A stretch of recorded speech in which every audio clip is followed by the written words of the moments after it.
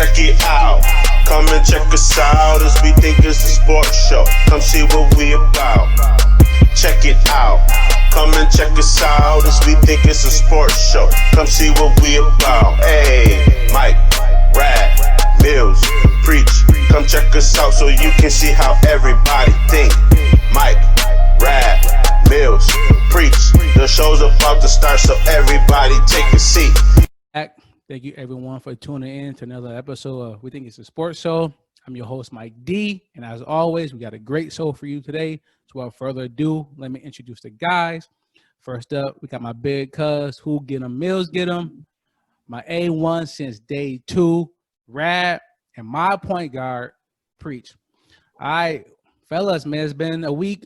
I haven't really talked to y'all much. Yo, Rad, how was your weekend? My weekend was good. Overall good weekend. No ups, no downs. Just kind of started back work, had a little vacation and other things, but started back work. But all in all, it's been good. No complaints, man. I love it. How about you, Preach? It was pretty good. I pretty much relaxed. Matter of fact, the other day I was able to get to the park and I got a few shots up, and I just want to let the public know I still got it, if y'all was ever wondering. But it's been good, though. It's been good. Did you hit your signature mellow pull-up? Absolutely. About 3 of them to be exact. From where? From 30 or 40, like Bow Weezy? I was shooting about 1-2 steps in from half, I will say. I was shooting about 1-2 steps in. What park was this? That's your problem now. I was at Cheektowaga. It wasn't. I was at Cheektowaga Town Park, and I just want to let the public know I still got it. You said that was your problem in high school. Rad, thank you. I didn't say it, everybody. I was rad. All right, big cuz Millie, how was your weekend, bro? Weekend was great. Me and the wife celebrated our 1-year anniversary on Sunday. Today is actually our 8 years together. Today. Wow, 8 years? 8 years, man. Yeah. So we were supposed to go on vacation this week, but due to the quarantine and everything like that, a lot of locations we couldn't get to, so we pretty much stayed home. So on Sunday we just went on a nice little hike. One thing we decided to start doing is be a little more adventurous and getting out there, exercising. We go to a lot of locations and we test it out first, and then we go back and invite other people, other couples and stuff like that to be a part of it with us. Previously we did Chestnut Ridge, Eternal Flame. So Sunday we went to what was it called? A Devil's Hole. So we checked it out, got our little test run in. We actually invited a couple friends to go with us tomorrow. So we'll see how that goes. I would just like to say I've never been invited, and I don't know if I feel away or not, but I would just throw that out there for the people.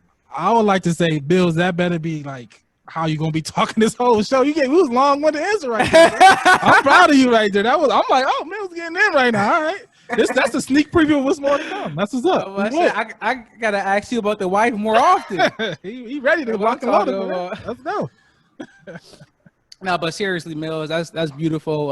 Us three, we were honored to be the best men, best 3 men in your wedding last year. So to all the viewers that maybe dating, engaged, just got married, give us a little advice about year 1 marriage, how to survive it. Survive it? That sounds bad. Mike. Yo, listen. I don't know, maybe it's just men that are engineers, but growing through my whole time working, everybody was like, "You married yet?" Nope, don't get married. They all say don't get married. I don't know what it is about it, but they make it sound like it's terrible. But I didn't mean to make it sound like they're surviving, like you battling for your life. That's what it sounds like. But I'm sorry, Mills. I think a lot of people take that approach though. Let hey, it might be a bad decision.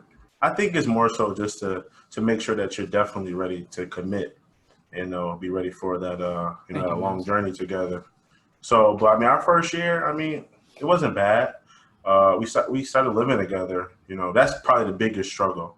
If you were dating and then you got married and you just start living with each other after you got married, you're in for a total different experience.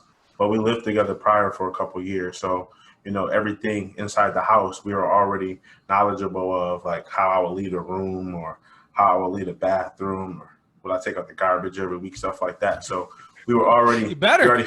Would I? Oh, that's garbage. So we already had that. We already had that side already, set in stone. So we knew how, living arrangements and stuff would be like that. I mean, did we have our problems? Yeah, like every couple does. We had our ups and our downs. But, I mean, we have a very, very strong foundation. I'm faithfully in the church and like that. So we put God as the center of our marriage. So as long as we have him, in the center of our marriage and we communicate as much as we can, problems are going to happen each and every day. But one thing that I learned from my counseling session with my pastor is whatever problems you have, stay inside the house. Don't let those problems get out your house. The community and other people don't need to know the problems that you and your wife or your significant other are going through. So that was probably a very powerful message that, we kept instilled in us, and we keep, we let other people know that as well. So the best advice I can give you is communicate. Whatever problems you have, fix those inside the house. And one thing that he did tell me that I think about every night is when we have an argument. Every night you have an argument? No. If we was to have one. Oh, okay. If we was to have an argument, that I shouldn't separate myself to go sleep on the couch. Work those problems out before we go to sleep. Never go to sleep mad at one another. So if I can give anybody any advice is never go to sleep mad at your significant other. Do you have any advice on entanglements? You got any experience there, bro?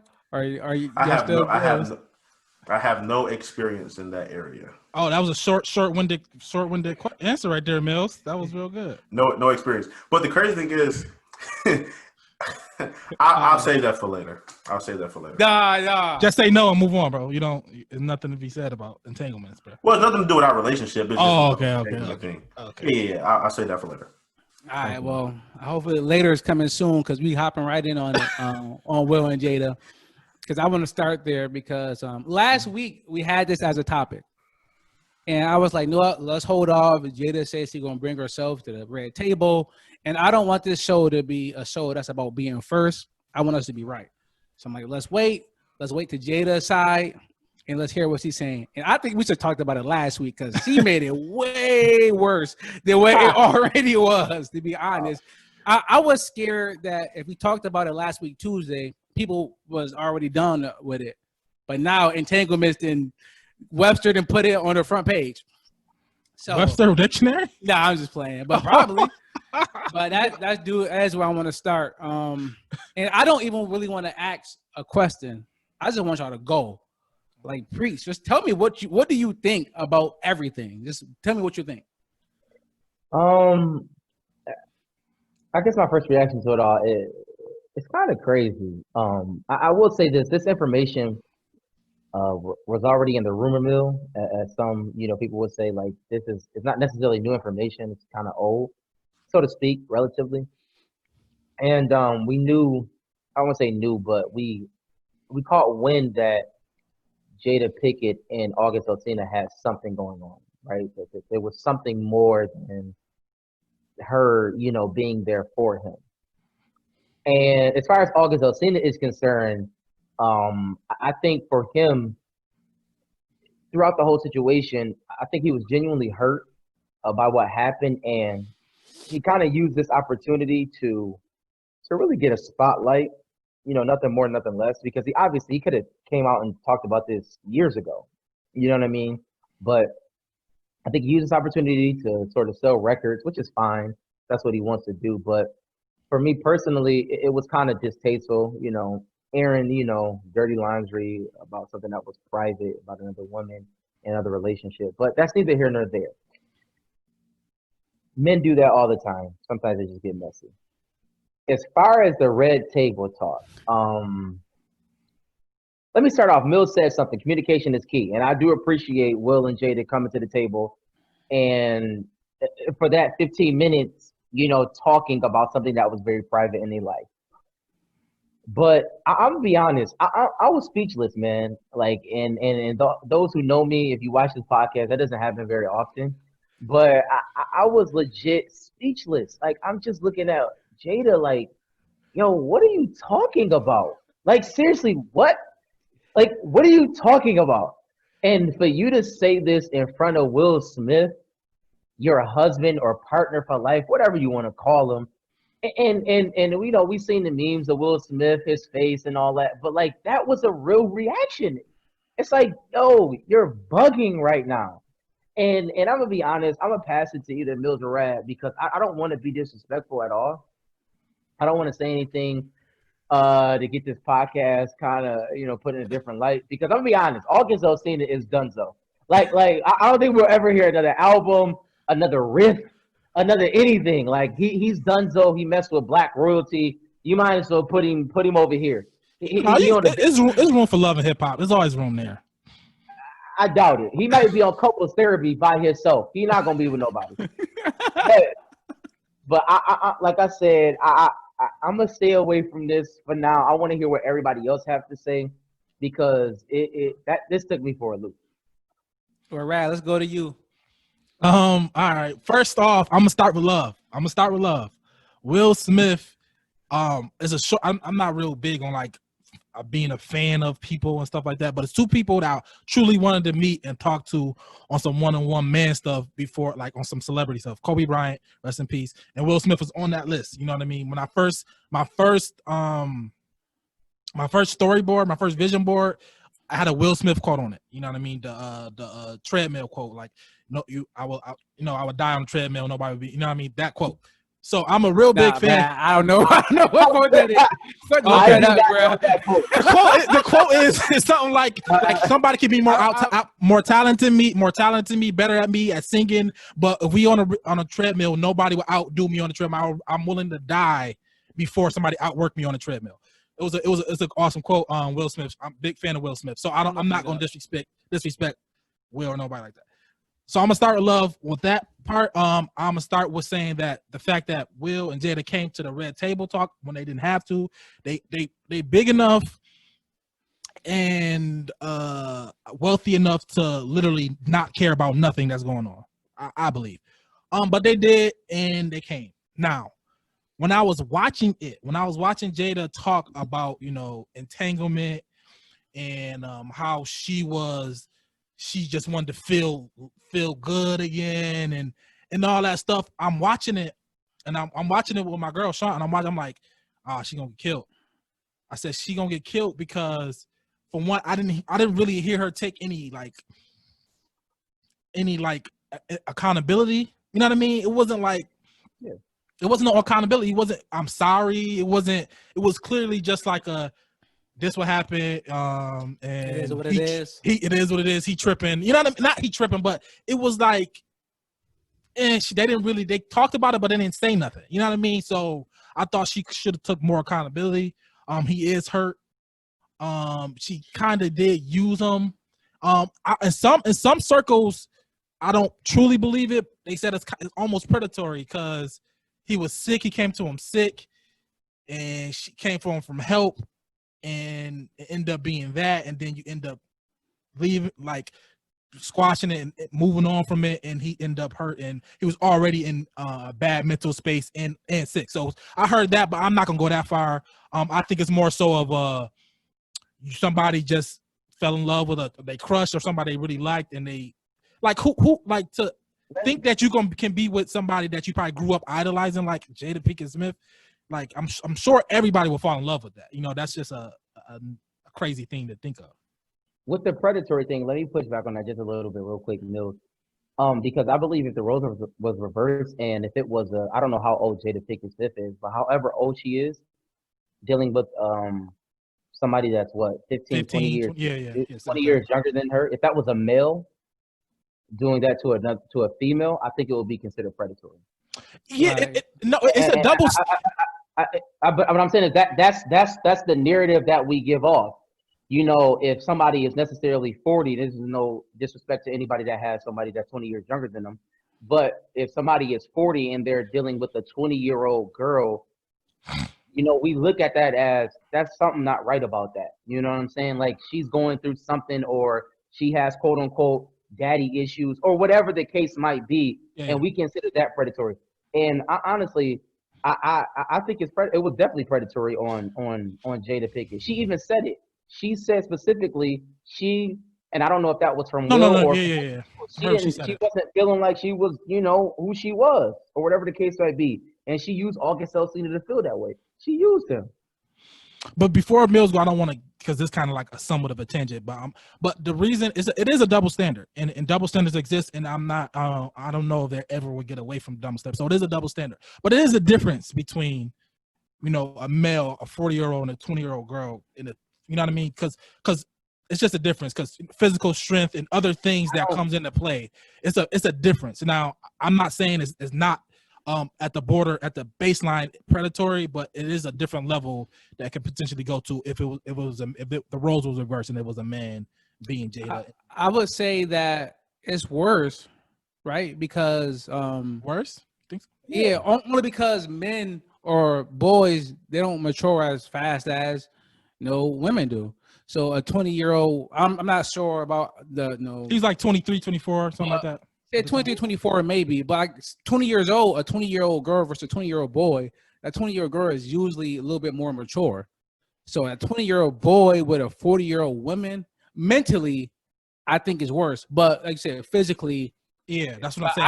I don't. There's a lot more to think of being like forced into do something if it was a man compared to a woman. Like Jada Pinkett didn't force August to doing, you know what I mean? Like maybe I don't know. That's not fair. Physically forced. I'm talking about physically. Yeah. Okay. Yes. She did not physically force him. It was a consensual relationship. But Jada Pinkett is 48 years old, and like they said, she said it. Will said it. August Alsina mentally, and if you're familiar with August Alsina, you understand the context of what was going on at that period in his life. He had a lot of things, a lot of issues going on in his life, and he probably still do to this day. He confided in them as a whole, and especially Jada. She took advantage of him, like it. And she did. I'm not. I don't necessarily know her intentions, because intentions kind of deal with the predatory behavior. But at the end of the day, it could be viewed. That's predatory to me. I do want to say this though, because we do hold up Hugh Hefner in his light. And he Absolutely. is like the king of that. Like he was 80 years old, and it was like 20. So, like you said, it is different, because I don't know if a woman will ever be held in that light. If it was a woman, Hugh Hefner, and she had 100 play men or play rabbits, whatever they would be, I don't think it would be the same. So we look at Jada this way. But if we did this with Zendaya, how you think it would have been taken? It's a double standard, but it's. On some level, I understand the double standard. That's all I'm saying. Yeah. No, I do too. You go, Mills. Sorry. Go ahead, Mills. I'm gonna keep it short and sweet, because y'all pretty much hit every nail with all the hammers we had. So I'm gonna keep it short and sweet. I got some more hammers. It was one thing that I did not appreciate with the Red Table Talk, and I'm gonna bring that out. It happened towards the end, a little after the middle. But it was one quote that they said that I really believe that you speak things into existence. And one thing that they stated together was, we ride together, we die together, bad marriage for life. That was awful. That was wild. So if that's what you're going to stand on, I mean, your marriage is going to fall apart regardless. And growing up as a child, a lot of us, when you get into a relationship with other people, one thing you look into is other successful Black marriages, other successful people that have been together for a long time, and you use them as something to motivate you to keep on pushing. And Will and Jada, if I'm not mistaken, they were married for about 24 years, 23 years. And she brought up at the table talk that about 4 years prior, they were going through their problems and situations, and they decided to take a break from one another. And while they took that break, that's when the situation occurred with August. One thing that I did want to say is August is a very disrespectful guy.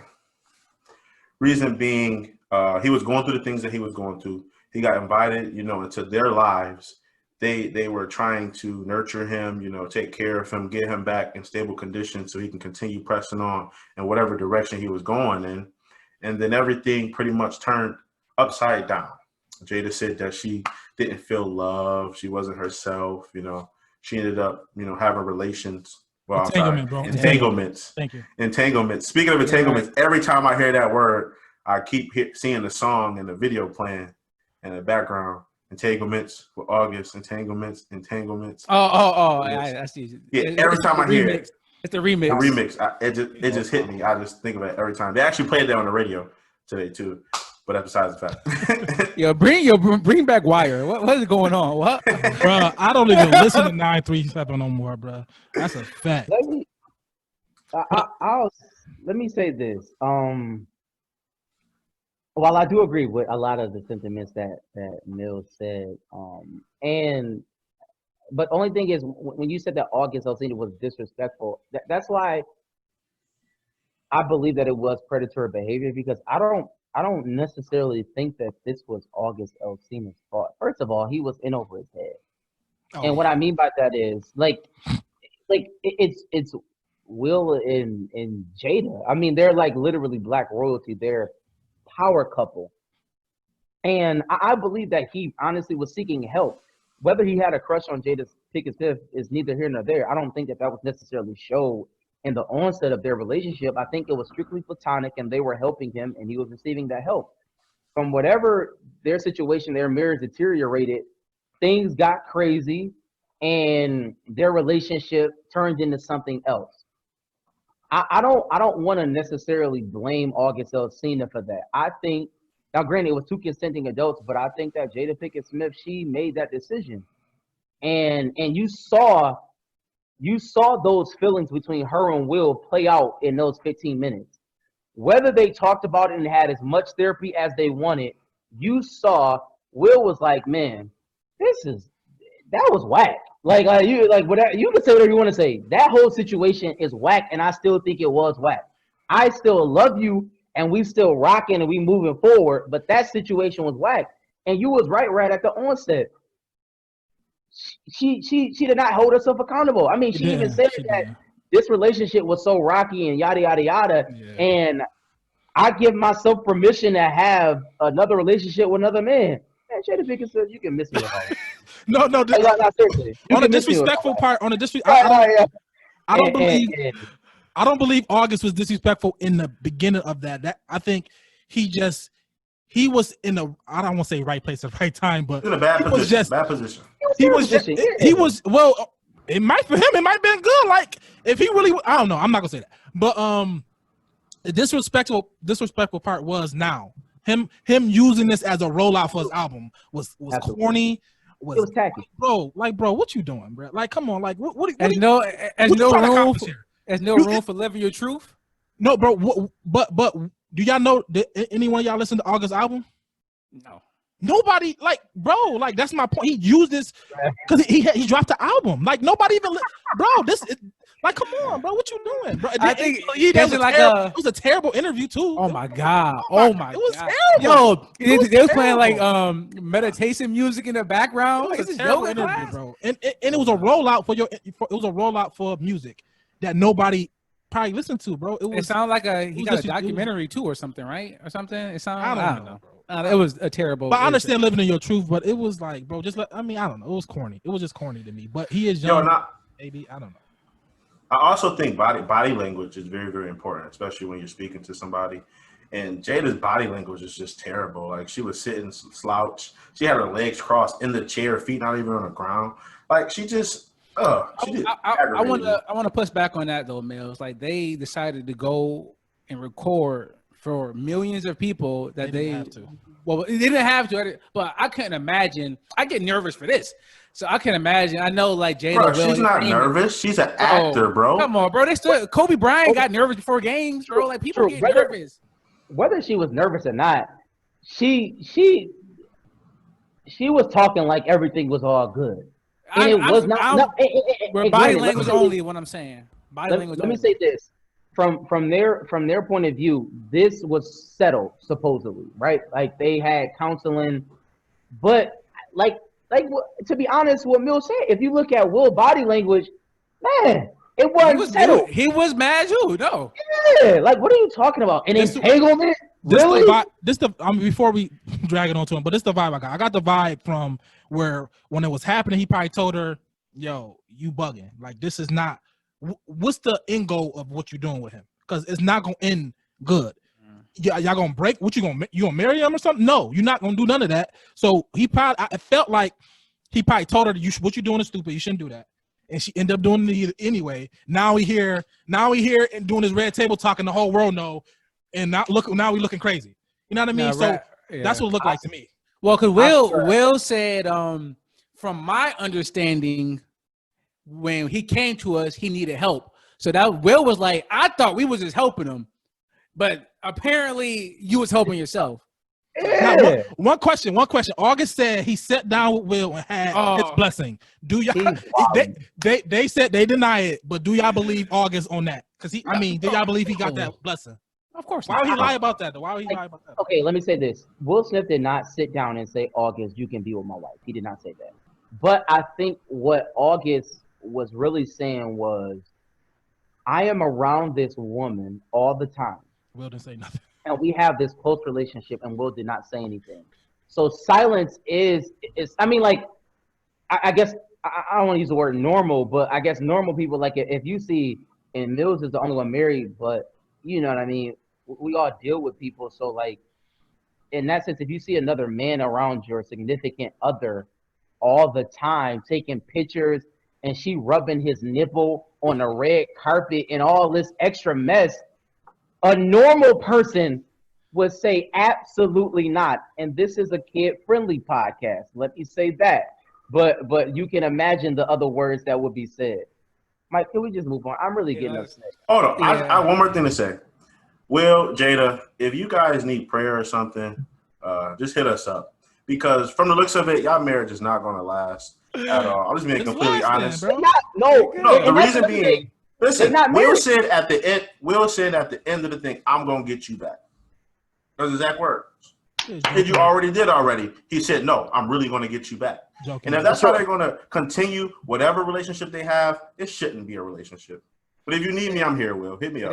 They be open. 825 strong. And they open I mean, that's what it is. It's an open relationship, and I think that's a larger conversation. And we're not going to talk about it right now. That's another topic, but that we need to delve into that too. I would say that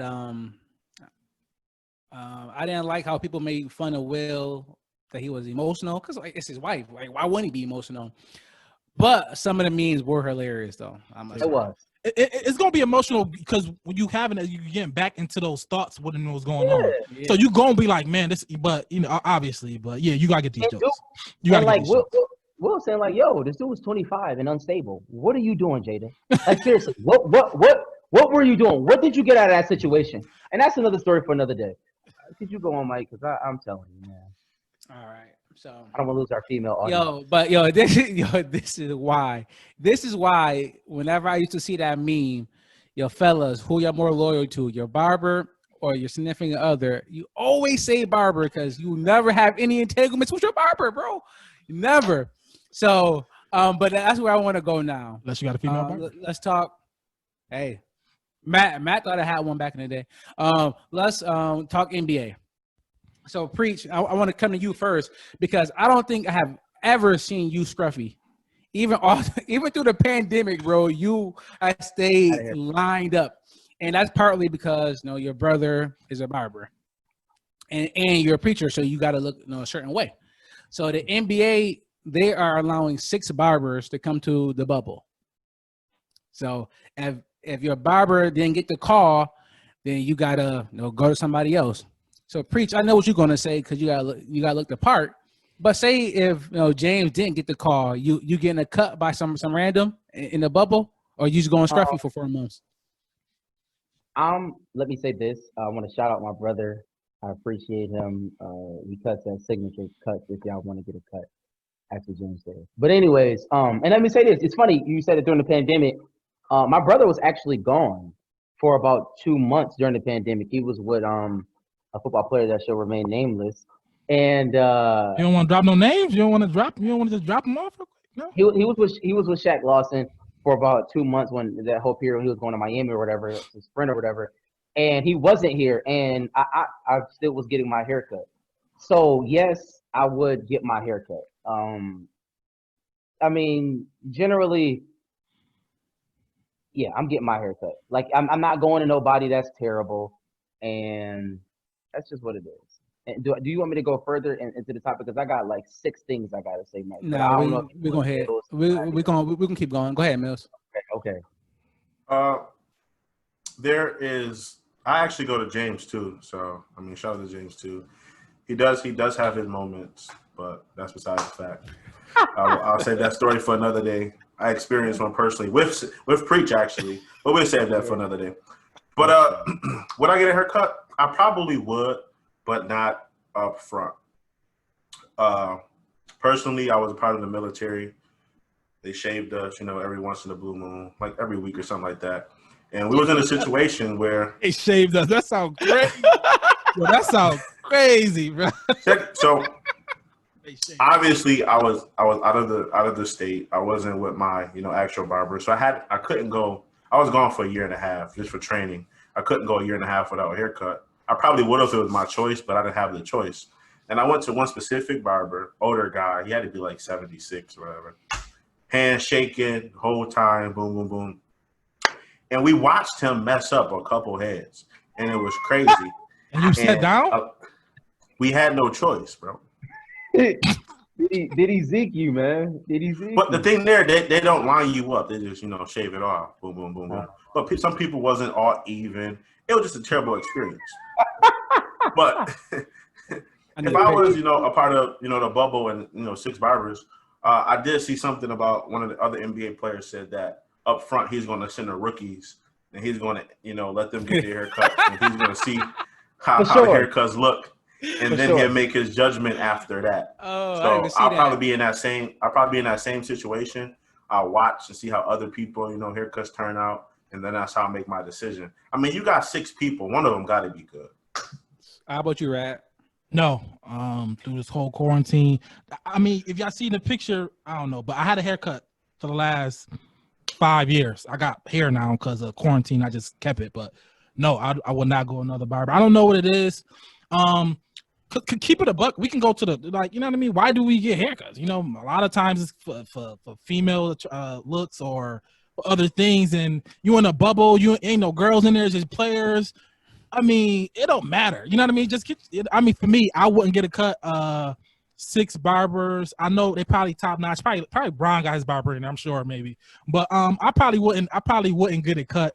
Honestly, I didn't get a cut not one time during this quarantine. I just waited for my barber. My barber also is at Signature Cuts as well, Justin Hawkins. Shout out to him. But no, I didn't get no cuts. I wouldn't get a cut. I just grow out the hair. You got them sponsorship. right. We need a. Can I? But I wouldn't get a cut. I wouldn't get a cut. I don't cheat on my barber. Go ahead, Millie. That boy's wild. One other thing. There's different situations because if you just have hair on your head, that's different. I can understand why you can go wild without getting a cut. Wait a minute, Mills. What do you mean when you just have hair on your head? I don't think I would assume if you do not have hair on your head, you are bald. Well, the point I'm trying to make is, for instance, you and Rad, y'all don't really get much facial hair, so that's a different ball game. That's crazy. Hold on. What are you talking about? Yeah, don't say that. For the people that is just listening and not watching them, they are grabbing their bald faces with no hair. Oh, look at this. Yeah. Oh, look, this is bald, I don't know what it is then. All right, that's cool. Let me say this. Since Mills gave that story, this is a quick story, and I just want to shout this man out.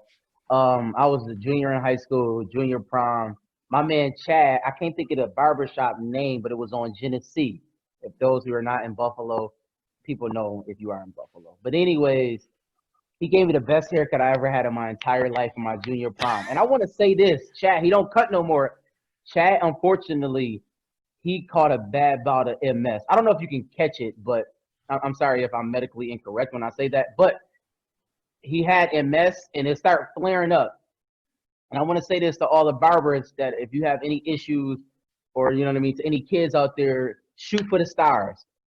Chad had MS, and the MS, if you know anything about MS, it was flaring.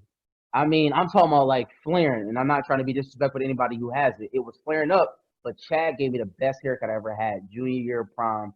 Y'all fellas was there. I don't know if y'all remember that. I was laced though. I just want to shout out Chad. I'm about to go look at this picture because this better. It better not be the same cut you got right now. I'm telling you, no, it was fire cut at the time. I don't cheat on my barber. I don't cheat on my barber. Though. Yeah, No way. me either. Yeah, it's just the fact of just sitting down and not having to say nothing. They already know what you want. I don't got to say how low, how much to fade, how I want my chin, my chin, my hair. I don't got time for all of that. But I would say that if I was a player, I would have a hard time actually going and playing this. No barber, or for me, no hairstylist. And then y'all see that picture of the chicken that Trez had? Like that was some of the worst food I ever seen in my life. Silver worried about Corona. He needs to be worried about goddamn salmonella coming out the kitchen. Yo, all right. Well, I'll send it to y'all after. So, but then LeBron said it felt like he was about to go do a bid when he was going away. So I don't like comparing stuff to like jail and war and like the army. You know that rap. But he said it felt like he about to go do a bid. So I'm gonna go to you first, Rad, because you are a father of two. Yeah. Got a girlfriend. Like, what would you do? Would you go play in this, or would you sit it out? To be completely honest with you, if this was like, I mean, obviously it'd probably be my passion and my thing. I would honestly go play. I would go play. That's what I love to do, and this is what I'm assuming my life is set up the way I want it to be set up. And this is what makes my life be as good or whatever it is for my family, for my kids. And it could be I don't want to say it could be a teaching moment, but I mean, it's something that I think I would do.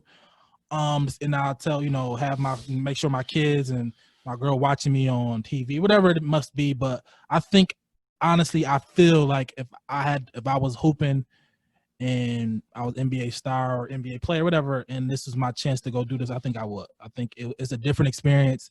And if it go right, and I would like to be a part of that. I would like, it's a memory that I think you can have with other teammates, especially if you win or whatever happens. I think it's something that could be valuable if it go right. If it don't, but obviously that's something different. But if it go right, I think something that could be valuable, and I wish that I would have been part of that. All right. How about you? What you think, Mills? What was you doing? I absolutely agree with Rad. I'll be there as well. Growing up, one thing that my parents used to tell me is if you had a gift, if you didn't use it, you'll more than likely lose it. And that was something I kept, close and dear to my heart. If it was something that I was good at, I had a passion for, it's something that I would strive and want to do each and every day. Commitment, dedication is something that is very, very strong, and it's something that speaks volumes, especially to those that are, under you, like children and stuff like that. You want to give them a positive message. You want to let them know that you want to strive for all the things that you want. These players are striving for a goal to be, NBA champion. We all know that, the bubble is something that we're not used to. That they're not used to, I'm sorry. It's a different atmosphere. I saw a lot of things that some of the players, if they're not, in the facility, doing their practice and stuff like that, they don't leave their room. They can't open the windows. They're taking the precautions and stuff like that to make sure that they're healthy, that they're being that they're preventing, the COVID and everything like that, the symptoms from coming to get to them. So as long as you, taking care of yourself, taking care of your body, taking all the steps to make sure that you're healthy and everything like that, everything should be fine. Everything should play out well. Was Single Mills, was you inviting the IG model to the bubble? Single Mills, not Mary, not Mary Mills. Would you having an IG model come through? Maybe one. Don't answer that. No, because Single Mills. No, I wouldn't, because I wouldn't put myself at risk. I know, and also one thing they did say about the bubble is before you can get in a bubble, you have to self-quarantine, I think, for 7 straight days before you can go any further. So I mean, that lets me know they do care. You know, they try to make sure everybody is safe. Nah, did you hear about the one dude who went to go get some Postmates? Get food. Yeah. He went too far, and now he got a quarantine for 7 days. Like they think it's serious. No, it's serious though. Like he made a mistake and went too far out the bubble, and they snitch him. and they told on him, and now he got a quarantine 7 days. He can't leave the room for 7 days. So this is your life. You're gonna do whatever you can to make sure you good. They hitting the tip line. Go ahead, preach. I want to say two things. I'm sorry I didn't mention it. I don't know if y'all realize it was 3 Hispanics that was, called to do the cutting of the hair, and I just wanted to. Are they nice, bro? Are they nice? Nice. I just want to ask this question: are Hispanics better barbers than African Americans? Y'all don't have to answer that, but that's just for the audience. They good. They good with the blade, bro. That's what they say. When you getting that razor cut, straight razor, crispy. They be using that Beijing though. But anyways, when you asked that, Mike, my mind went back to like my childhood. Like if it was a summer camp or something of the sort, and I did not want to attend, right? It's like I don't want to do this. You know what I mean? I don't want to be around, whatever. And then once you get there, and then once you fully immerse yourself, you have the greatest time in your life. I think this bubble. Now, granted, you are away from your family, so that's very tough. But I think this bubble is going to produce some amazing things. I think we're going to see some great basketball. I think there are going to be so many entrepreneurial endeavors that's going to come from this, because all of these athletes are in one central location, bouncing off ideas. I mean, they literally have nothing else to do but talk to each other, essentially. I think it's going to be some great things as far as the league is concerned. Some great things are going to come out of it. And I think it's going to be an amazing experience. And sometimes it takes, these unfortunate events to bring together so many wonderful people. And I think some wonderful things are going to come out of it. So I personally, I would attend. I think it's going to be fire. I think it's going to be like, can you imagine? It's like AAU. LeBron, It's AAU. For the basketball element, it's AAU. Yeah. But from just a standpoint of, I mean, you're going to have Chris Paul, LeBron James, Kawhi Leonard just sitting at the table eating, and it's like, okay, what's our next business venture? You know what I'm saying? Like, how are we going to get $1 billion? Like, I think those conversations are going to come from this, man. It's going to be amazing. And I don't know if the agents can attend, but I'm sure you got some agents there, some African-American. I mean, this is.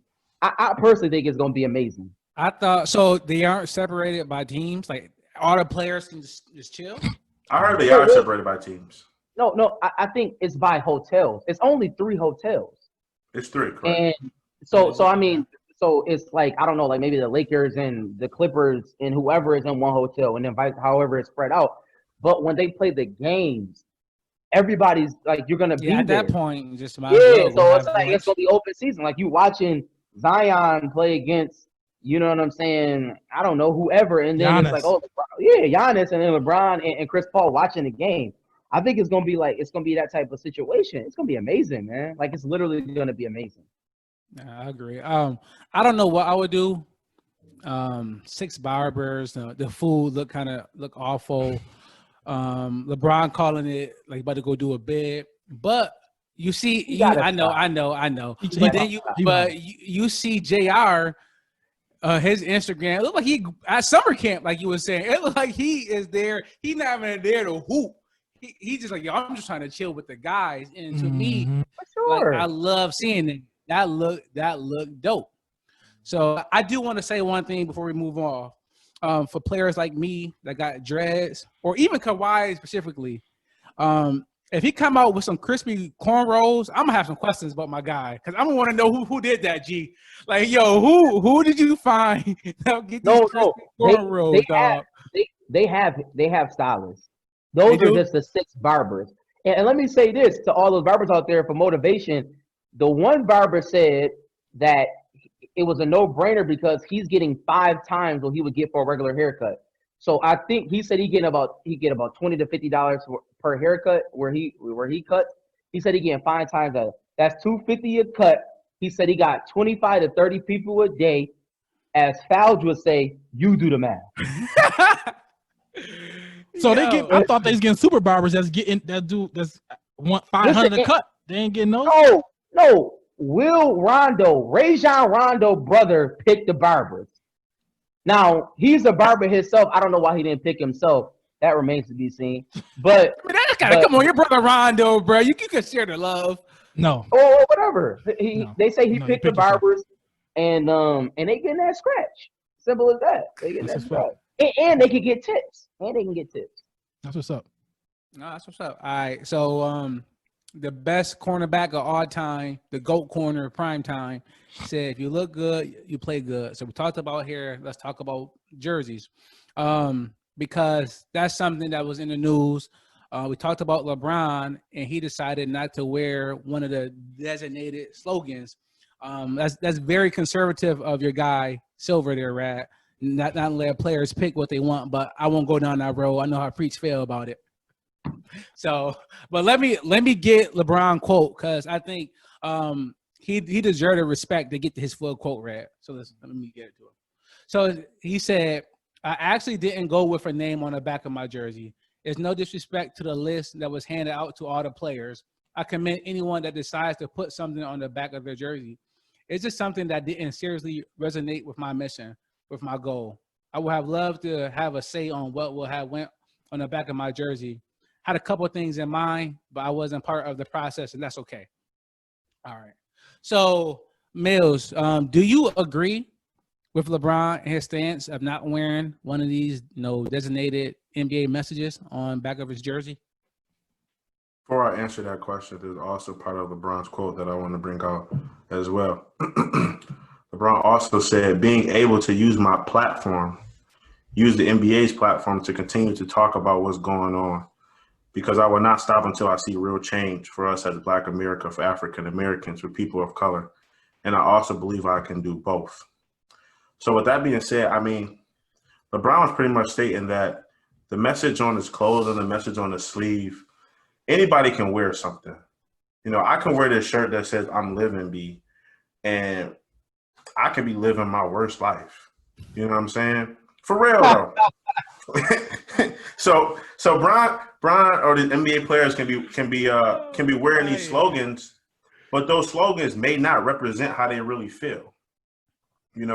So Bron pretty much saying, hey, I'm gonna wear my name. I'm here to play the game of basketball. I'm here to get a championship.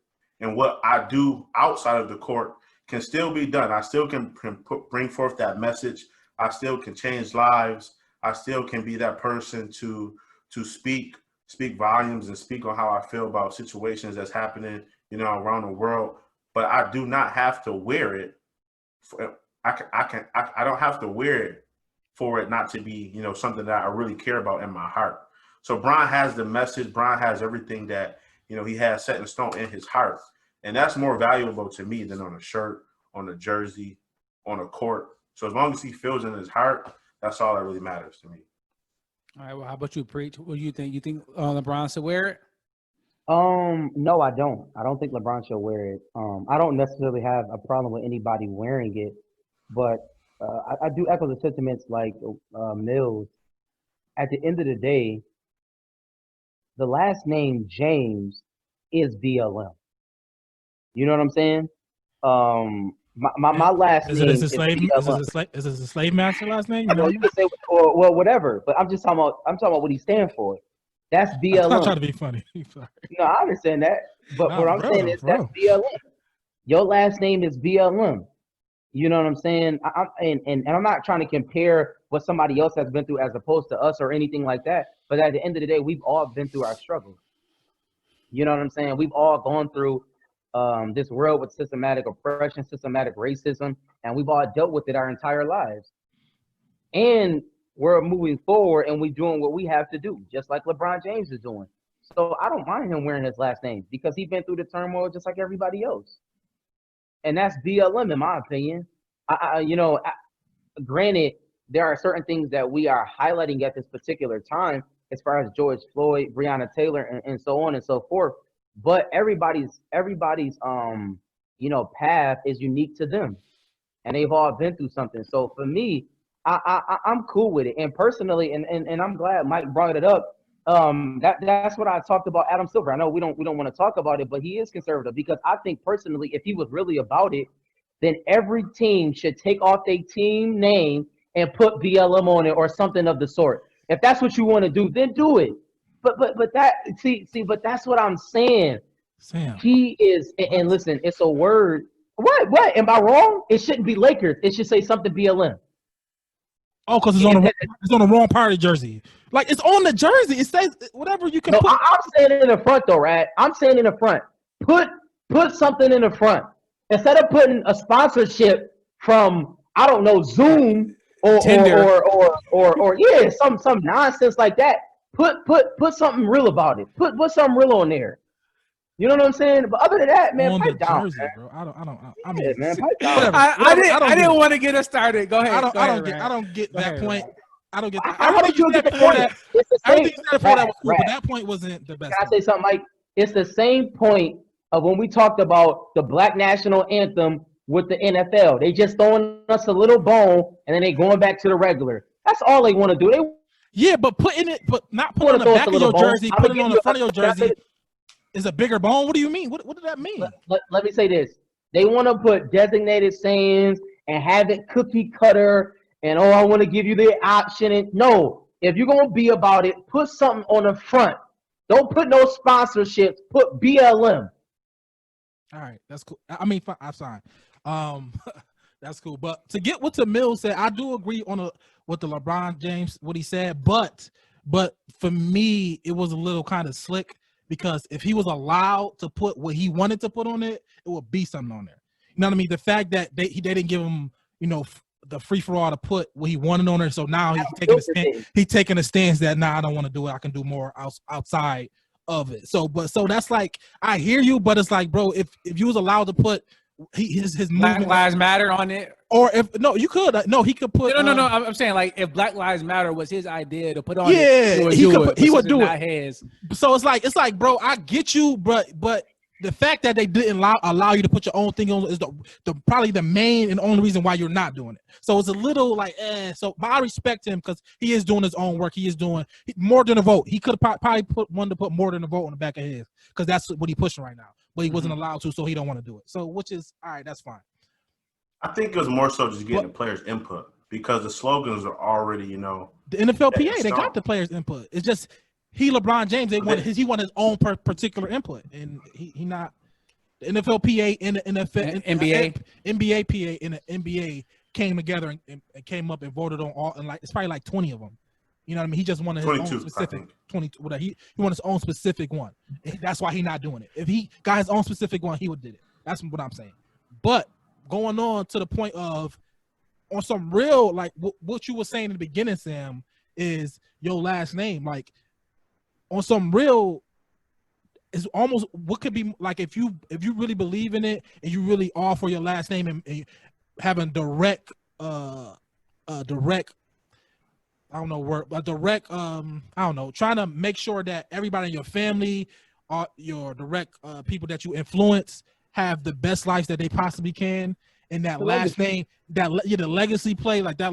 On some real like that last name can be as important as any other thing you can put on there. So I understand somebody saying like, you know what, if somebody came up and said, you know what, I'm definitely down with Black Lives Matter, I'm definitely down with No Justice, No Peace, but this last name is what I'm doing all this for because this gonna be the lasting impression I want to leave on this earth. And I would respect that, and I would respect it because if James come like, yo, I'm doing this for James, I'm doing it for Bronny, I'm doing it for everybody, but I'm directly important.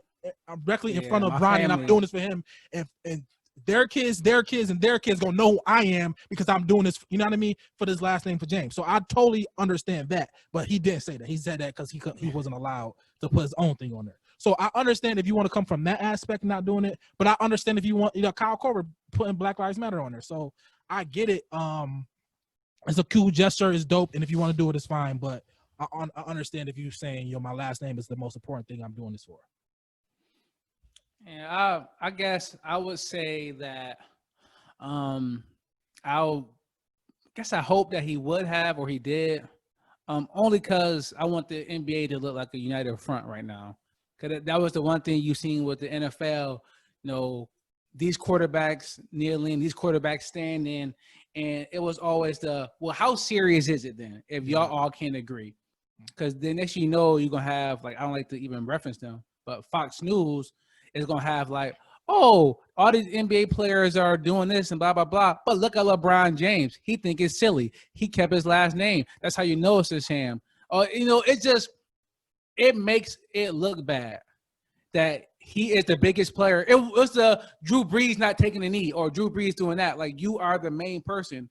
The fact that you aren't doing it, the story becomes you not doing it versus this is what the NBA is doing. And that's the only issue I have with it. I would have talked to Silver and like, yo, bro, you dropped the ball on this. I don't know, Chris Paul, what happened? Why can't players? I mean, you can't have 100 different ones, maybe. Why not? I guess you could, but I don't know how they're doing it. But why can't you just have every single player just pick a slogan that's this long, these many characters, no cursing, and got to be specific to this plight of Black Lives Matter type of thing. And then, you know why, Mike? That's what I think. Why? Because it wouldn't be. No. Because the oppressor wants to control the narrative, and that's just the facts. My whole thing about it is, and I'm glad Rat said that, because that's what I had. It's a legacy thing, man. Like when I thought about it, for me, like, my father holds our last name, you know what I mean, in so high regard, you know, and the fact that he had 3 sons. So our name will live on, you know what I'm saying? And no disrespect to daughters and females, but y'all get my point. No, yeah, we totally get it. Yeah, women typically take the name of their last husband. name. And so like, and that's what I'm saying, like, and that's unique to you and your experience, and we've all been through certain things. So power to that people.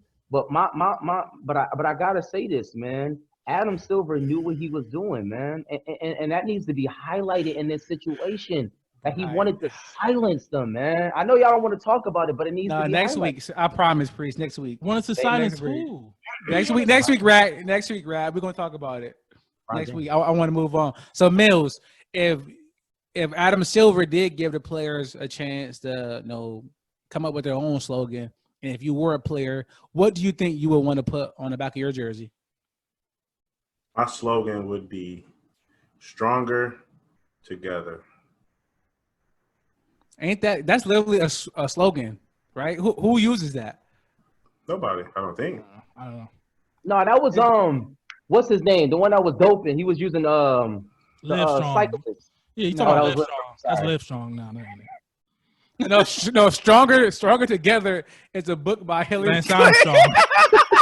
It's a book by Hillary Clinton.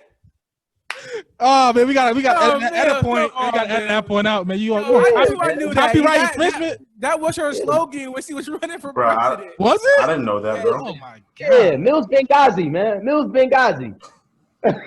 Like, yo, I am crying. All right, Rad, what do you think?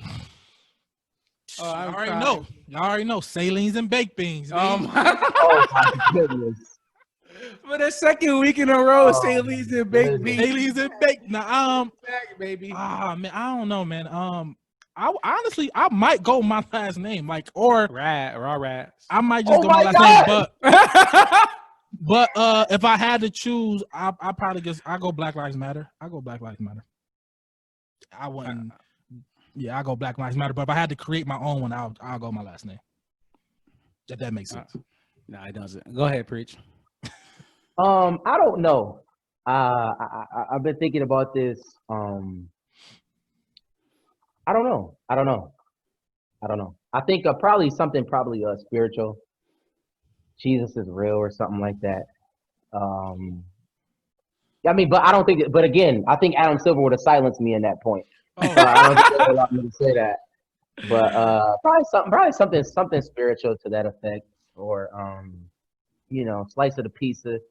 You know what I mean? But I knew he was gonna say that, bro. I was waiting for you to say it. Listen. Slice of the pizza. Listen, but that's only for certain people that knew that. But you can keep moving, right? All right, I guess. Yeah, that's niche. That's niche. That's niche as it get. Niche. I know Naz on this joint was waiting for sure. I said that for Naz. So I guess it depends how long these slogans can be. But I got one, but it might be just a little bit too long. He hate me. And what? Say their names. Remember he hate me.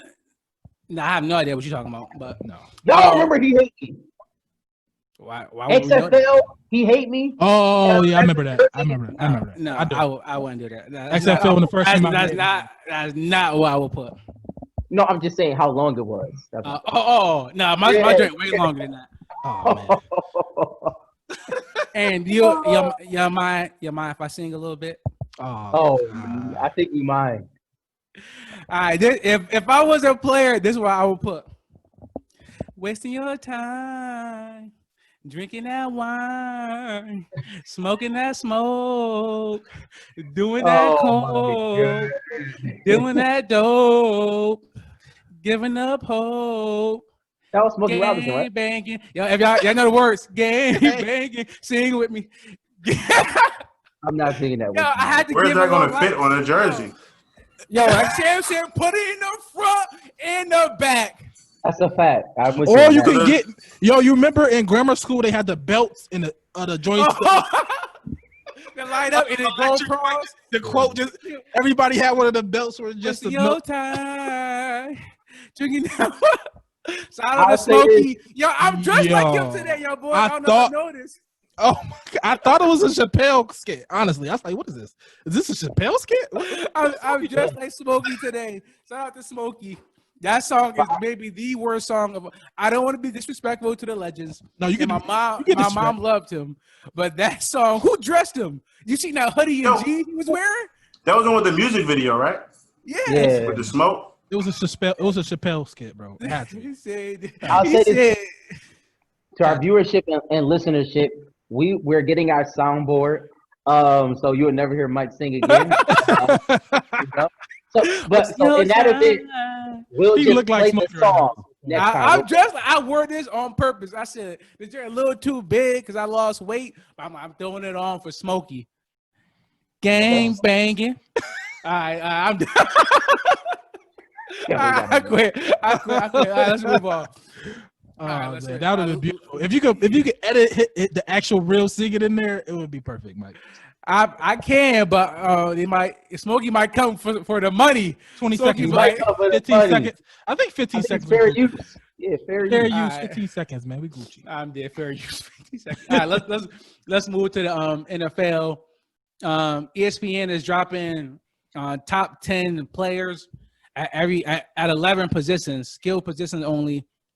And left tackle. So if you a center, or I know I use center a lot, but I'm sorry, they're not ranking you. So one person disagreed with their ranking. That was Lev Bell. They had him ranked at 10 for running backs this upcoming season, and he laughed at it.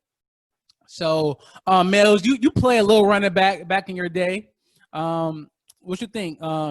I don't want to ask you what you think Lev Bell is, because we're gonna give our top 5 list next. But how do you feel about him reacting like that? You think like him laughing at it was a good thing, bad thing? What do you think? I believe if you're a true athlete and you're good at your craft, you should always think that you are number one. It gives you that motivation to keep fighting. It gives you that motivation to keep pushing when you're feeling weak. To do whatever you got to do to get strong. So, I mean, his reaction, I respect it, because he thinks of himself highly. He feels that he's strong. He feels he's one of the best out there, which you should feel. I believe that self-motivation is the best motivation. So if you don't feel highly about yourself, who else will? That's pretty much my take on, his response. I'm going to go to Preach next, because Preach played a little running back in his day. And when DN tried to box, he already know what time. But we won't go there today. That's for 100. So how niche y'all gonna get? so Preach. So Preach. What you think about Lev Bell? Lev Bell gotta relax. I'm gonna be honest. I'm about sick of Lev Bell. He left a good situation in Pittsburgh, and he went to a terrible team. So you need to relegate yourself to being quiet until y'all win some games, until you do something spectacular. just be quiet and go sit down somewhere. And let me say this: I love Lev Bell, the talent, but sometimes you bite off more than you can chew. And I'm all for you getting your money. Like, I'm with that. I'm glad that you got your money, but you went to a bad team, so just be quiet. Yeah, go ahead, Rat. Yeah, the whole thing Mills is saying, it sounds good, but self-awareness is valuable as well. And for him to laugh at that did he not see what he did last year? It was terrible. And nothing says that the Jets is going to be better or the O-line is going to perform better. They did draft somebody. Yeah, but he's a rookie, I think left tackle or whatever he is. But it's not laughing. It's not like, oh my God, y'all wilding, y'all messed up. No, it's like that's accurate. Probably could be lower. I say he lucky he was 10, probably. He should be mad at his team, not mad at his ranking. His ranking is valid. It's as valid as it can be. Maybe like it's as valid as it can be, bro. You were not that good last year, and everybody saw it. And there's no way I should think you're gonna be better. It's nothing. What is showing me that it's gonna be better? So I think he should be he definitely should use it as motivation, but he shouldn't be mad at the ranking. He should be like, I'm gonna show y'all.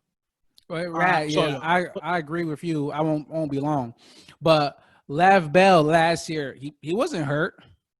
It's not like he missed games. It's not like he wasn't getting touches. He was getting touches. He just wasn't doing nothing with them. So it's like, yeah, bro, you are 10 now, and you probably aren't really 10, but we're gonna show you some respect and put you 10. But it's not for last year though. It is the upcoming season. So I don't think the Jets did anything to their O-line. They didn't really get any other weapons. They got a first round. They got first round tackle. They improved their O-line a little bit, and let's be clear, Sam Darnold had mono. He was kissing people, and now I think Sam Darnold. I mean, he's healthy now. He should be all right. He's a better upgrade than I forget who they had last year. Yeah, but he was there the last 8 games. Lev Bell was terrible every game. Yeah, like I say, like it's not like he missed the whole season. Terrible. He wasn't terrible, but I mean, like if he wasn't winning you a fantasy league last year. He wasn't drafted in the first 3 rounds in a redraft in the middle of the season. You wouldn't draft. You probably draft him he wasn't good, bro. He was not good. All right, well, I guess Lev Bell standards. Well, now I'm curious to see if anybody got him in top 5. So let's start with you, Rat. Let's hear your list, Rat. My number 1, Saquon. I'm sorry, I'm wilding. CMC is number 1. Christian McCaffrey is my number 1 back. I've been having his praises since the draft. I say he's gonna be better than Leonard Fournette in that draft. Everybody on my other podcast sports. Shout out to 707. But that podcast I was screaming, Christian McCaffrey is gonna be the best back out of that draft. But CMC is the number 1. I'm running back. Number 2 is Saquon. I'll take Saquon. Number 3, I have Dalvin Cook is my number 3 running back. Number 4, Ezekiel Elliott is my 4th running back. And number 5, it was tough, but I'm gonna say Kamara, but I'm not confident in that.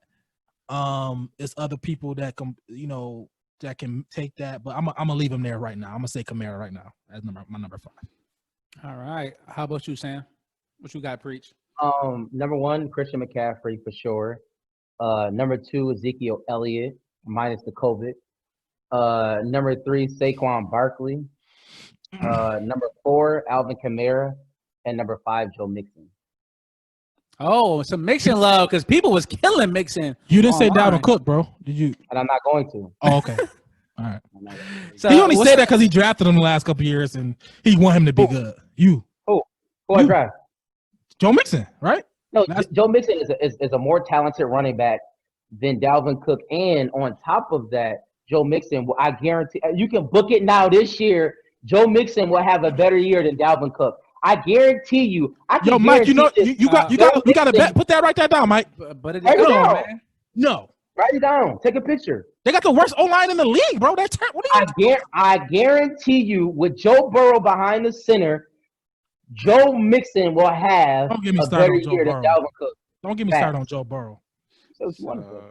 I would say this, so we can work with the details with injury clauses and everything behind the scenes. But Priest, you say Joe Mixon, bro. If he had the 5th pick in the draft, you telling me you picking Joe Mixon over Dalvin Cook in fantasy? Mike, yes, I am. Oh Mike, my God! Yes, I am. Yes, I am. What you could do, Mike, is put those mechanisms like they had in Pat Mahomes' contract where they gonna get $5. Put that in there. You know what I'm Took the saying? contract, man. So we're gonna work out the bet, and we're gonna post the details of it, maybe online later. All right, Millie, who you got? Uh, Oh no! Don't try to like check it. Everything can happen now. I'm firm on Dalvin. I'm firm. Well, pause. That. I mean, yeah. Go ahead. Yeah, go ahead, Rad. Crazy. I mean, go ahead, Mills. I'm pretty similar to everybody else. Number one, Christian McCaffrey. I mean, I think that's self-explanatory. Number two, I got Zeke. Number three, I got Nick Chubb. Ooh, I like Chubb there. Number four, I got Saquon. Number five, I mean, I got a bruiser. I got Derrick Henry. I mean, he don't play all 4 downs, but when he on the field, he do what he got to do. Chubb was my 5 who I was going in and out with Alvin Kamara with, so I respect the Chubb pick for sure. Mills, how you put Derrick Henry in your top 5, and you said last week you would run him over? I know. Answer that. 12 year 500. That means Mills should be in the league. All that means you should be in the league, bro. Tell him, let him know. They are babies to me, to be honest with you. I said, Mills he did throw on his tight shirt today. Big Mills. Show the gun. No, don't. Look at the tightest shirt on. Only thing about Nick Chubb is I feel like Kareem Hunt gonna get a lot of touches this year, and that's gonna mess up Chubb and his numbers. But Chubb the talent. And was he top 2? But he gonna get. You saying? Upcoming, still gonna get more. Upcoming, yeah. I think Hunt gonna get more. Now I heard that. It might be a split. So my 5, I went with is unanimous. Christian McCaffrey. He had 55 less receiving yards than the Bills' leading receiver, and 632 more rushing yards than their leading receiver. That is insane. They lead the running back. They're leading running back. Crazy. 2, I went Saquon. 3, I went Derrick Henry, only because I don't think he as good as AP, but he got this AP effect. Even though Tannehill got in and they you don't gotta think about that. He's not as good. They threw. I know. What I'm saying is that you go into the game having to stop him. Yeah, you just be running. You just run over people still. Yeah, that's a fact. So that's a fact. 4, I went Zeke, and 5, I went Dalvin. But my question for y'all, since we are Bills fans, where does Devin Singletary fit in this? Is he top 16 this year, or he bottom 16? I think he's going to be a great player. I'm not asking you that. I'm not asking you that. Let me finish, man. Go ahead. Don't be rude. We respect one another here. No, we don't. I respect you, Mills. I think he'll be in the top half for sure. Top 15. Top 15. I think he'll be top 15. It depends on what you're looking at stat wise. Yards per carry, he's great. Yards per carry.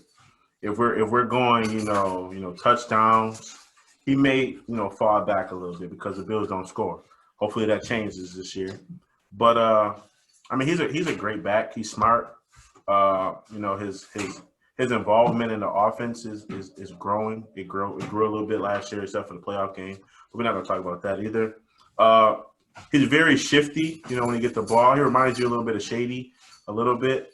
So he has the potential to be a top 5 back in years to come. No, he don't. Bro, my man, he used to live around the corner from me. Keep it 100. We chopped it up a couple times at the garbage. When we taking out the garbage, we chopped it up. My man told me what he's looking forward to doing, his upcoming season and everything like that. So I know my man where his mind at, his mindset. He's gonna be great. All right, go ahead, Ray. I'm answer the question. I'm not. I believe he bottom 16. And it's not because of talent. It's more so because of workload. I don't think he's gonna get top 10 or top 15 of workload. You know what I mean? He's not that type of back, and he's not. And I hope we don't use him like that. I could see him being definitely third down back, but literally that change of pace guy. I think we drafted the guy in 3rd round, Zach Marceau, to be the ground and pound guy. So I don't think he's gonna be used and get that much touches. Now, can he be like an Alvin Kamara and just do the most he can with every touch? What Alvin Kamara did his rookie year, I don't know. That's yet to be seen. But I don't think that's who he is. But I think he's going to be good. I think he's going to be change of pace. But more not enough to be. He's not gonna get 1,000 yards rushing. You know what I mean? He's gonna have 600-700 yards rushing, 400 yards receiving, something like that. I don't know, something of that nature. So just by the not enough touches, he's not going to be in the top 15. I don't think. Yeah, what you think, Preach? I think I'm a rat to a degree, right? Like he's just not going to get the workload to kind of showcase. We got Zach Moss, and he's going to take a lot of the goal line work that claims he's a bruiser, whatever that means. I mean, I understand what it means, but like, okay. But so I do think that Devin Singletary is talented, and I hope he gets some touches, like a lot of touches. I hope he gets about I hope like 12 to 15 touches a game, but I doubt that will happen. But we'll see. It remains to be seen. He should. I think it'd be middle of the pack. I want to point on two things. One that Raz said, one that Mill said. The issue with Singletary is that, you said make the most of his touches like Kamara did. Kamara make one person miss, he going 80. Singletary can make 7 people miss and like it's on like a 25-yard gain. Like he don't have that breakaway speed, so he get caught a lot. So that's his issue. And then with the touchdowns, when they get into the 20-yard line, if Josh Allen don't run it in, they're not scoring. And that's the issue, that they use Josh Allen a lot on sneaks, a lot on like jet sweeps. And now they got Zach, like Frank Gore is about the same size as Singletary, but they acted like he was Mike Allstott or something. So, but they got Josh Allen, he just do quarterback sneaks. So not only is he won't get the yards rushing or catching, he not gonna get touchdowns either. So that's his issue. All right, but then before we move off running backs, do y'all think that the running backs will be affected by these new helmets that they got that's covering like your whole face? Like you're gonna need like 3-4 running backs on deck probably, right? Well, not Le'Veon Bell, because Le'Veon Bell already got he got everything on his face, so he should be all right. I think he'll be all right. I probably think they're gonna wear him. Yeah, I think they might start off and people just gonna break them off. If they're gonna take them off, like people. I don't know. I don't know what they're gonna do. Yeah. We don't know if it's gonna be a season, so let alone phase it. I don't know. We gotta figure. I don't know. The issue I think is I found football players are like creatures of habit. So if it's different, they're like, nah, I'm good. Like, nope, I don't want it. I don't like it. Why not? I can't breathe. Let Bell freak it out and get the amber joint and look raw with it. People will be like, that's fine. You know what I mean? It depends. It's a great idea, but I think in certain situations it can be a bad idea. If that makes sense. I played the game. It looks good. The reason behind it is positive. Football. What you mean? Oh my God. Okay. Check it though. I never wore a visor though. Reason being is, especially as an NFL player, you're playing in different climates and everything like that. So depending on where you're playing, if it's raining, if it's snowing, stuff like that, that material is terrible. If it's sunny, you get a glare in your eyes. You can't really see. If it's cold, it gets foggy. If it's raining, it gets foggy. And it just messes up everything. So, I mean, I wouldn't wear it unless you're playing in a dome. Yeah, but they talk about the stuff right here, so that's not going. But it's attached. It's all together. It's one piece. No, but if you don't, they're not going to force you to wear a eye visor. No, I think you got to wear an eye visor too. They're not. Nobody's wearing that. Almost like Bane type of gear. Nobody's gonna do that. They got it out there right now. They testing it right now. I know JJ Watt said if they bring it, he's not playing. Yeah. He did. He says over. They not. All right. Let's move to wide receivers. I'm gonna go to you first, Preach. Who you got for your top 5 wideouts? I'm sorry for this hot take. Number 1, Julio Jones. Number 2, Keenan Allen. Oh. Terrible take. Oh, terrible. You're gonna have to explain that one. I don't want him to finish the list. I don't want him to finish the list. Number 3, honestly, Michael Thomas. All right. Number 4, Christian McCaffrey. Number 5, Odell Beckham. Oh, that's a disrespect. That's disrespect. I'm crying. This disrespect. This is not even serious. He's not serious. Yo. I am serious. You're not serious. Yo, Bro, McCaffrey. Listen. If y'all want to talk about it, let's talk about it. I want to hear. I'm not gonna say no. Let's hear it. If you want to talk about it, let's talk about it. If we want to look at what are we basing this off of? Are we basing this off of stats, or are we basing this off of your opinion and what you feel? Tell me. Both. Because neither of those back up Keenan Allen being number 2. Christian McCaffrey had 116 receptions. All right. That's second amongst anybody in the league. Keenan Allen was third with a $104, and honestly, he would have had more had Phil Rivers not thrown about 25 interceptions last year. He would have been in a better position. No, preach. No, hold on, let me stop because you are the if should person. Like, don't give me that now. If this, you hate that. Well, Mike, what I'm saying is, hear me what I'm saying. I think I believe I had Keenan Allen in one of my fantasy leagues, and I remember because I played close attention. Philip Rivers was killing me, man. He was killing me. Rat unloaded him early in the season. He did. He was terrible. But like I was saying, Keenan Allen, I mean, his receptions, and I think he had 1,200 yards. I mean, you prorate that. Prorate that. No, you don't, bro. Listen, that's like 1,300. Wait, what is rent? I'm just being honest. And really, my last Odell Beckham, unfortunately, he played with one of the worst quarterbacks in football, and he's playing with him this coming year. But I believe, personally, Odell is probably top 3 most talented receivers. He is a more talented receiver than Michael Thomas. Yes, he is. But if you put Odell in a better position, he was hurt last year. We've heard from reports. I think this year Odell is going to come back with a vengeance. I see personally I see 97 receptions, about 1,250 yards. Personally, that's what I see. How many touchdowns? About 7 touchdowns. Go ahead, Rat. I want to see your list now since Sam's list was pissed. It almost don't matter because, like, bro, what do you do with that, bro? You bugging. But I'm gonna go one.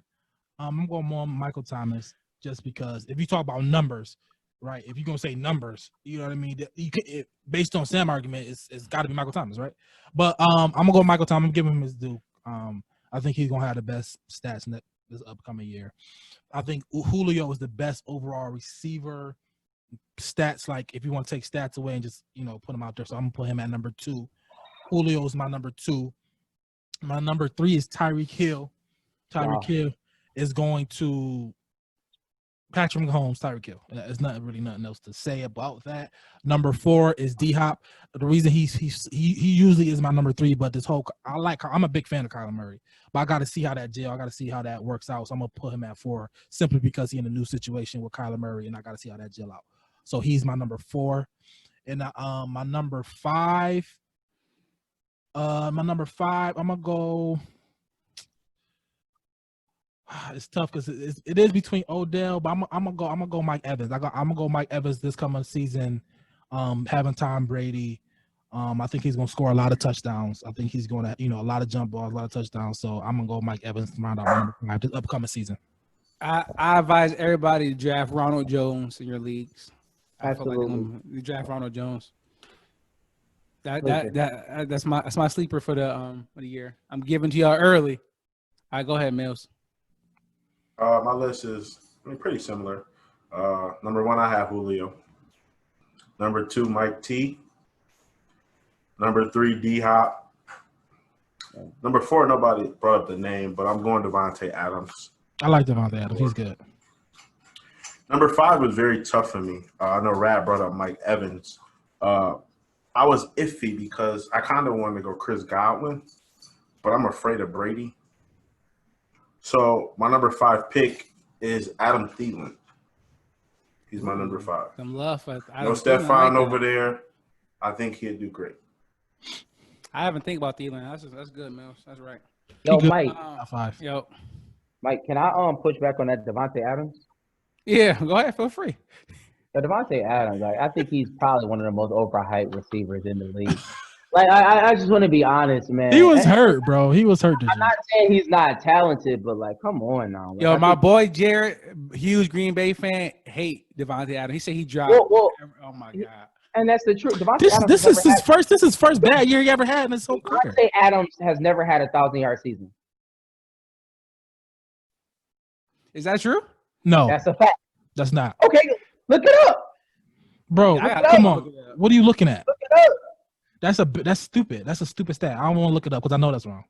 He never had a 1,000-yard receiving yard. Devontae Adams. Did you put in Devontae Adams, the Green Bay Packers? I think he put in Devontae Parker because Devontae Adams had 1400. He definitely put Devontae Parker. He definitely put. He's bugging. He was like number 3 in the league at one point. That's only one. You just said never. Yeah, he had one. He's been in the league since 2014. 400 yards, 900 yards, 800 yards. He had a good season, one breakout. But everybody got a breakout. Everybody get a breakout. He had 997 twice. He's so trash. That's tough. I mean, he's not on my list, but it's because he's terrible. Mike, All before you got to get your list. You can get your list, Mike. All right. So Sam has some controversy. I got a little controversy on my list. 1, I went Julio. 2, I went Mike T. 3, I did go Odell. I'm a big Odell fan. New coach. I thought the coach was terrible. I think Baker gonna have a better year. I didn't think gonna have a better plan to give him the ball. Actually scheme him open and just like, hey, run and get open and just try. So I'm going with Odell, and this is for this upcoming year. 4, I went Tyreek Mahomes. They gave him half a billy.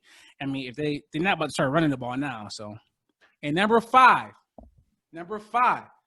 I mean, I guess I'm giving in because Bills fans keep telling me Josh Allen is better than Pat Mahomes. So Stephon Diggs better be Randy Moss, right? That's not how it works. I'm about to say that's not how it works. No. But my number 5 is no. Number 5 is I think is different than what y'all had, and I'm going out on a whim, and I'm saying Juju. This upcoming season, Big Ben is back. Hopefully he's in shape. I think Juju gonna get back to 2 years ago and even level up. So I'm hoping Juju gonna be number 5. Yeah, I think Chris McCaffrey will have more catches than him this year. Juju more years. He had 111. He had 111 2 years ago. No, I understand what you're saying. Big Ben back. I totally get it. And he had probably one of the worst quarterback combinations. Quarterbacks were terrible. It was. Tomlin didn't know who to play. He like somebody just go out there. This isn't necessarily a fantasy football podcast, so I'll let that slide. But Mike, I listen, and Mills said it last week. I do got to throw some extra in. We moving on to this next topic. But my top 5 quarterbacks is Pat Mahomes. No, we're not doing that. We're doing that next week. Why? I don't want to do it now. Extra, bro. Oh, we doing that. Hot take. Oh, bro, that's next week. Take. That's next week, bro. Save it. It's for next People week. want They're gonna want it next week. So next week we're gonna do quarterbacks and tight ends, and then we're gonna do defense. Probably pass rusher and like defensive back somewhere down the line. Oh, I like defensive back. I like that. But before we do move off, even though I was joking about Diggs, the Diggs, Brown, Beasley trio is nice. I like it. Like, where do y'all think that rank in the league?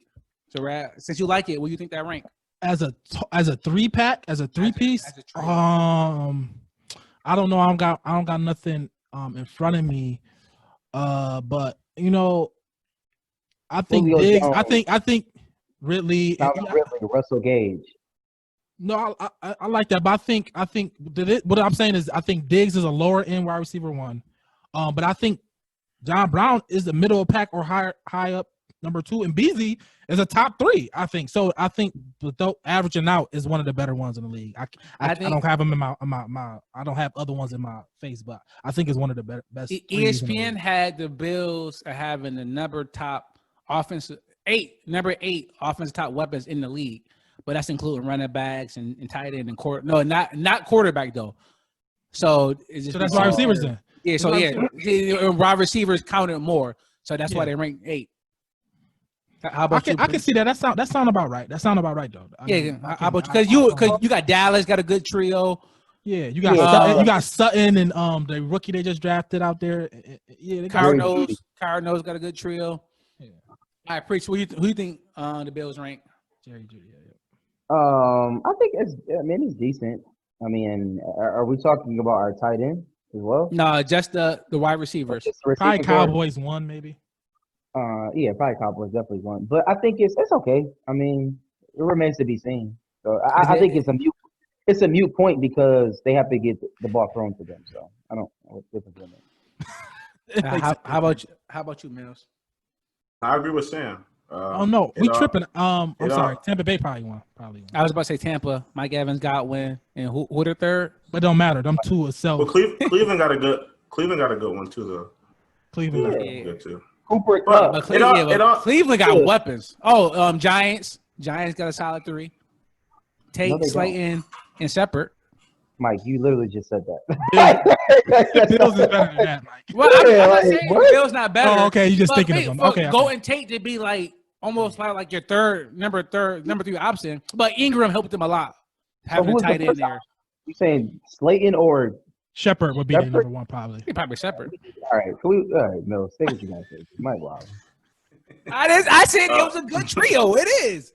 Like it is probably not a bad trio. Or worse. Like that's like saying D.D. Westbrook, Chris Conley, and actually that's all right. Yeah.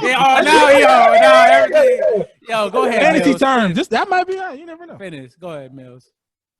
I mean, pure talent, everything like that. I think that trio is definitely top 10.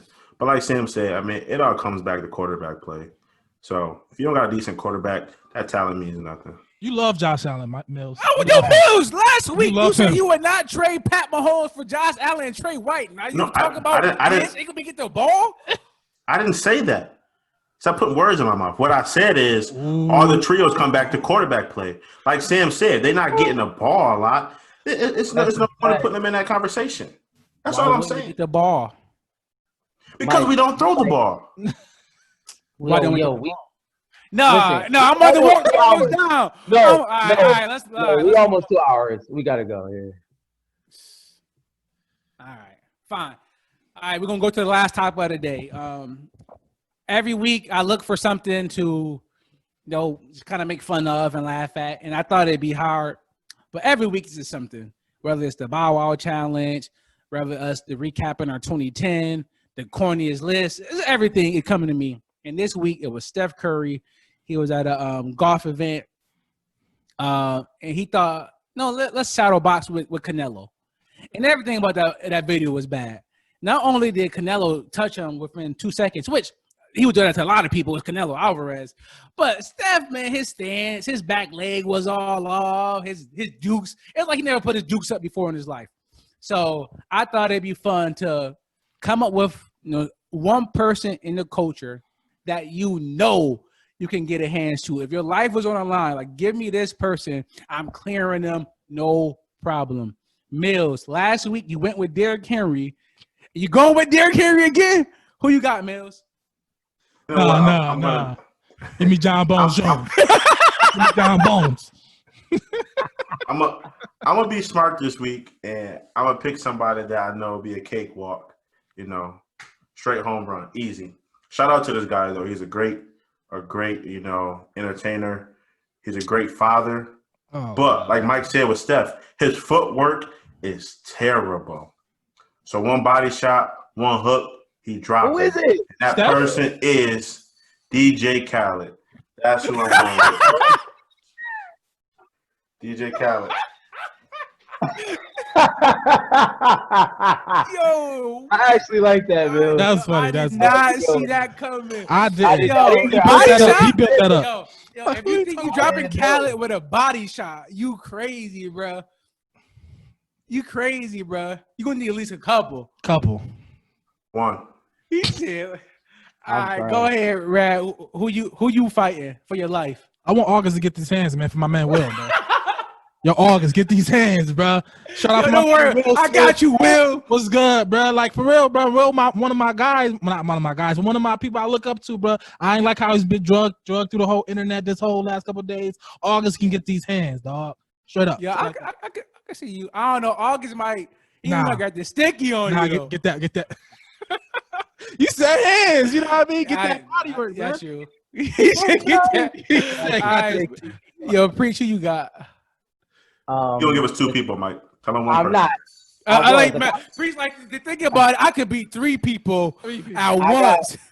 I got 4 people down. Floyd Mayweather was hand tied behind his back. I'm only gonna give y'all one, and let me say this. This is with all due respect. But as Mike put it, if I had, I got this one shot, I gotta go Stevie Wonder, man. Like I gotta go Stevie. Yo. Who we controlling the record button? Yo, stop that. Yo, what are you talking about? Yo. Yo, what are you talking about?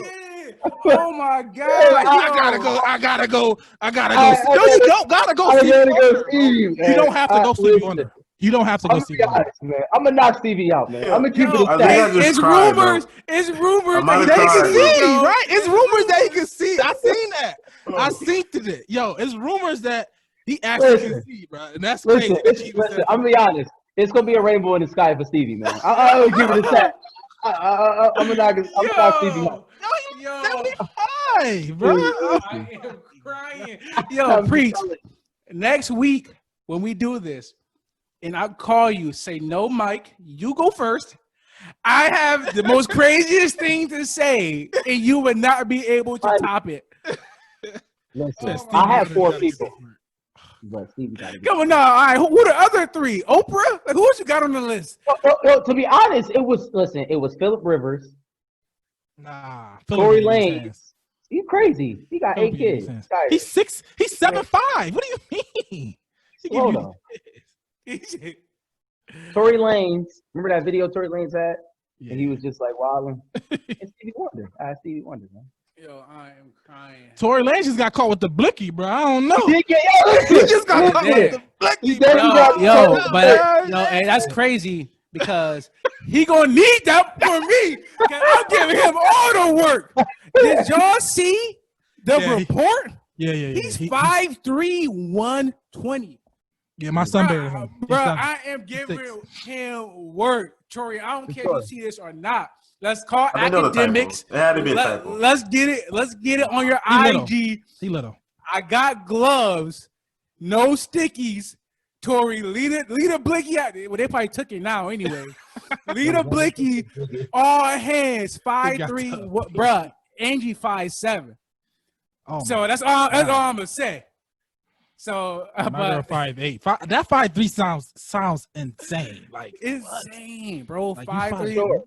Yo, I seen some women saying that Tory Lanez's body goes. 5'3", 120, he body goes. That's crazy. That's not grown man weight, man. That's why I'm giving him. Ooh. 120, you get choke slam, bro. You get that choke slam. All right, let's get out of here. Pre said we about 2 hours. We down there is. I told y'all this show, and we cut some topics, but we man, can go 3. We could, but we not. I gotta work in the morning. We're not gonna do that. We're not gonna. Next week I got a polling cards tape, but that's neither here nor there.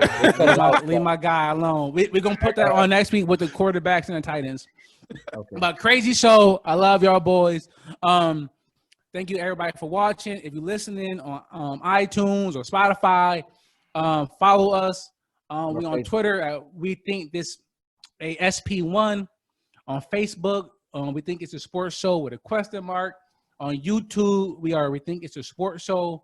In IG, we are WTIASS_716 on Instagram. So follow us. We post content daily.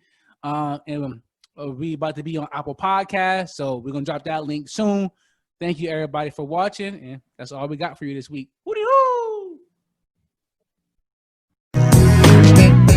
Wasting your time, drinking that wine, smoking that smoke.